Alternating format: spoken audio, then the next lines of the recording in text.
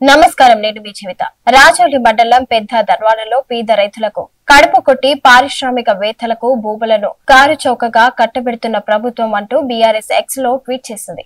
40 మంది రైతులపై 17 సెక్షన్లు నమోదు చేశారని విమర్శించింది. ఫ్యాక్టరీ వద్దంటూ ఆందోళనకు దిగిన రైతులపై కేసులు పెట్టించిందని ఆరోపించింది.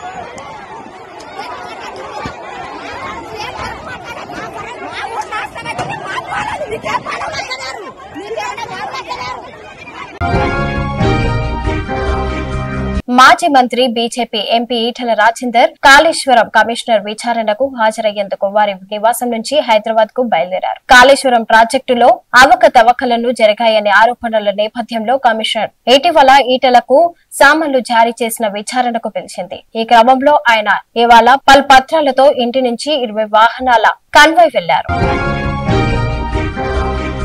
సికింద్రాబాద్ పరిధిలోని బేగంపేట ప్యాట్నీ నాలా పరివాహక ప్రాంతంలోని అక్రమాలపై హైడ్రా అధికారులు కొరడా జూలిపించారు. వర్షం వస్తే వరద నీరు కాలనీలోని ఇళ్లలోకి వస్తుందని స్థానికులు కమిషనర్ గంగానాథ్ దృష్టికి తీసుకెళ్లారు. దీంతో ఆయన ఆదేశాలతో నాలపై ఉన్న అక్రమ నిర్మాణాలను బుల్డోజర్ల సహాయంతో నేలమట్టం చేస్తున్నారు. దీంతో ట్రాఫిక్ బాధలు తగ్గనున్నాయి.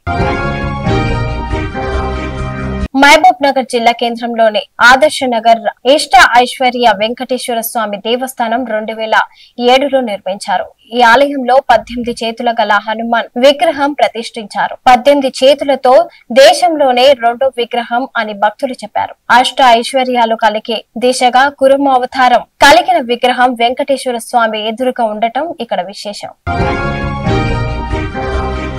కాంగ్రెస్ లో గ్రూప్ రాజకీయాలకు తావు లేదని సమన్వయంతో పనిచేసే పార్టీ ప్రతిష్టను పెంచేలా కృషి చేయాలని తెలంగాణ కాంగ్రెస్ పార్టీ రాష్ట్ర ఇన్ఛార్జ్ మీనాక్షి నటరాజన్ అన్నారు. నిన్న గాంధీ భవన్ లో టీపీసీసీ ప్రెసిడెంట్ మహేష్ గౌడ్ అధ్యక్షతన ఎమ్మెల్యేలు కాంగ్రెస్ శ్రేణులతో ఆమె సమీక్ష నిర్వహించారు. ప్రభుత్వం చేస్తున్న అభివృద్ధి సంక్షేమ పథకాలకు క్షేత్ర స్థాయిలో ప్రజలకు వివరించాలన్నారు.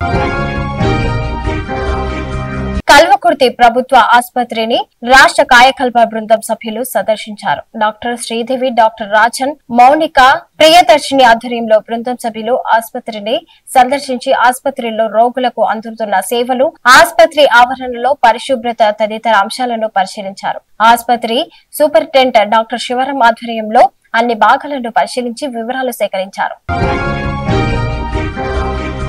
మెదక్ జిల్లా మండల కేంద్రంలోని జూన్ 6న బడిబాట కార్యక్రమాన్ని రాష్ట్ర విద్యాశాఖ ఆదేశాల మేరకు ఎంఈఓ గురునాథ్ ఆధ్వర్యంలో ప్రారంభించడం జరిగింది. జిల్లా పరిషత్ ఉన్నత పాఠశాలలోని నవీన్ మాట్లాడుతూ ప్రభుత్వ పాఠశాలను బ్రతికించుకుందాం అంటూ 5 సంవత్సరాలలో పిల్లలను బడిలో చేర్పించాలని, నైతిక విలువలను, సేవా భావాలను పెంపొందించాలని, విద్యార్థులకు గుణాత్మకమైన విద్యను అందించాలని రాష్ట్ర ప్రభుత్వం నిర్ణయించింది. ప్రైవేట్ స్కూల్ కంటే ప్రభుత్వ స్కూల్లో విద్యా బోధన ధీటుగా సాగాలని రాష్ట్ర ప్రభుత్వం యొక్క ముఖ్య ఉద్దేశం. ప్రభుత్వ పాఠశాలలో ఫ్రీగా అడ్మిషన్స్, డ్రెస్లతో పాటు పాఠ్య పుస్తకాలను, మధ్యాహ్నం భోజనం, సన్నబియ్యంతో విద్యార్థులకు ఒక మంచి పోషక పదార్థాలను అందించాలని రాష్ట్ర ప్రభుత్వం ఈ నిర్ణయం తీసుకుంది. ఈ కార్యక్రమంలో పాఠశాల సిబ్బంది, అంగన్వాడీ టీచర్స్, ఆశా వర్కర్స్, విద్యార్థుల తల్లిదండ్రులు, విద్యార్థులు తదితరులు పాల్గొన్నారు. మెదక్ జిల్లా రేగోడ్ మండలంలోని బడిబాట కార్యక్రమాన్ని మన రాష్ట్ర ప్రభుత్వము చేపట్టినటువంటి బడిబాట కార్యక్రమానికి మరి బడిబాట కార్యక్రమం అంటే బడి మధ్యలో మానేసినటువంటి వాళ్లకు మరి ఈ బడిబాట కార్యక్రమము ఇది అన్ని సవలతులు కల్పిస్తుందని రాష్ట్ర ప్రభుత్వం చెప్తుంది. ఇక్కడ ఎలాంటి ఫీజు లేకుండా విద్య ఫ్రీగా గవర్నమెంట్ స్కూల్లో ఎలాంటి ఫీజు లేకుండా ప్రైవేటు కంటే ఎక్కువగా ఉత్తీర్ణత సాధించాలని చెప్పేసి ఈ బడిబాట కార్యక్రమము మన ముఖ్యమంత్రి రేవంత్ రెడ్డి ప్రారంభించడం జరిగింది. మనతో పాటు మన స్కూల్ హెడ్ మాస్టర్ సార్ ఉన్నారు. నవీన్ సార్ని అడిగి తెలుసుకుందాం. చెప్పండి. జిల్లా పరిషత్ ఉన్నత పాఠశాల రేగోడు ఈరోజు మన పాఠశాలలో గ్రామ స్థాయిలో గ్రామసభ జరపడం జరిగింది. పాఠశాల విద్యార్థుల యొక్క తల్లిదండ్రులు, పాఠశాల ప్రధానోపాధ్యాయులు, ఉపాధ్యాయ బృందం, అధికారులు, యువజన నాయకులు మరియు గ్రామ పూర ప్రముఖులు వీరందరి సమక్షంలో కొన్ని ముఖ్యమైన నిర్ణయాలు తీసుకోవడం జరిగింది. ఇందులో ముఖ్యంగా గ్రామంలో బడి వయసు ఉన్న విద్యార్థులు వాళ్ళు బడి బయట ఉంటే వారందరినీ కూడా పాఠశాలలో తిరిగి చేర్చుకోవాలని నిర్ణయించడం జరిగింది.